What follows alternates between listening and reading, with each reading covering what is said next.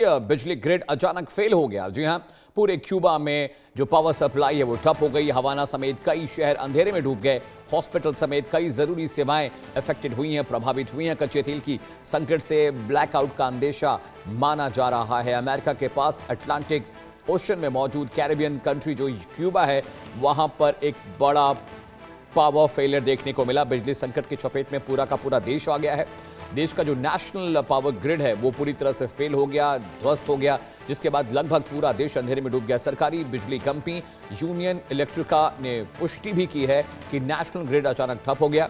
हालांकि शुरुआती बयान में ब्लैकआउट की सटीक वजह का खुलासा अभी तक नहीं हो पाया। बिजली बहाल होने की समय सीमा भी नहीं अभी साझा की गई है।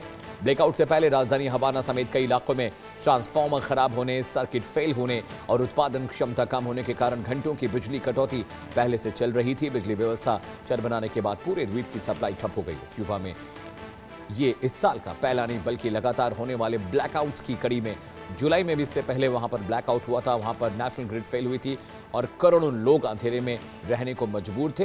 एक्सपर्ट्स बता रहे, विशेषज्ञों के मुताबिक पुराने थर्मो इलेक्ट्रिक प्लांट ईंधन में भारी कमी आई है।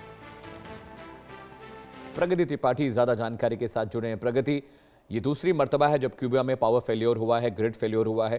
क्या अपडेट, कब तक ये रिजॉल्व हो सकता है? देखिए, रविवार देर रात क्यूबा का नेशनल इलेक्ट्रिक सिस्टम यानी देश का सबसे बड़ा राष्ट्रीय बिजली ग्रिड पूरी तरह कोलैप्स हो गया है।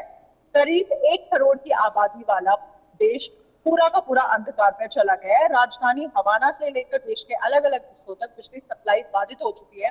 और सबसे बड़ी चिंता ये है कि ये 2026 में क्यूबा का पहला नेशन वाइड ब्लैकआउट नहीं है। जुलाई में भी नेशनल ग्रिड कई बार कोलैप्स हो चुका है।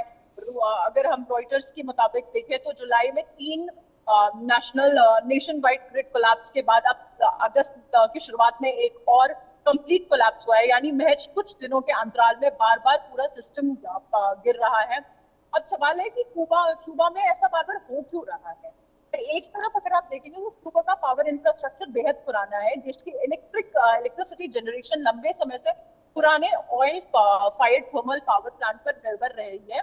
कई प्लांट एजिंग, इंफ्रास्ट्रक्चर ब्रेकडाउन और मेंटेनेंस की समस्याओं से जूझ रहे हैं। और दूसरी समस्या है यहाँ अभी जो सबसे बड़ी है वो है क्यूबा के पास बिजली बनाने के लिए जितना फ्यूल चाहिए उतना फ्यूल अब पहुंच ही नहीं पा रहा है।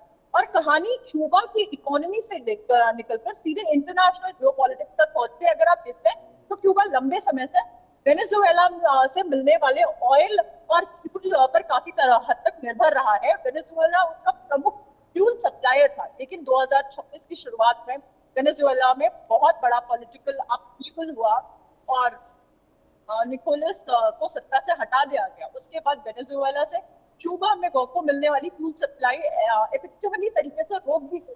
रॉयटर्स के मुताबिक अगर आप 2026 में वेनेजुएला ने क्यूबा को फ्यूल नहीं भेजा, जबकि वह पहले क्यूबा का मुख्य ऑयल सप्लायर था। इसके बाद मेक्सिको से आने वाले ऑयल शिपमेंट पर भी यूएस प्रेशर के कारण रोक लग गई।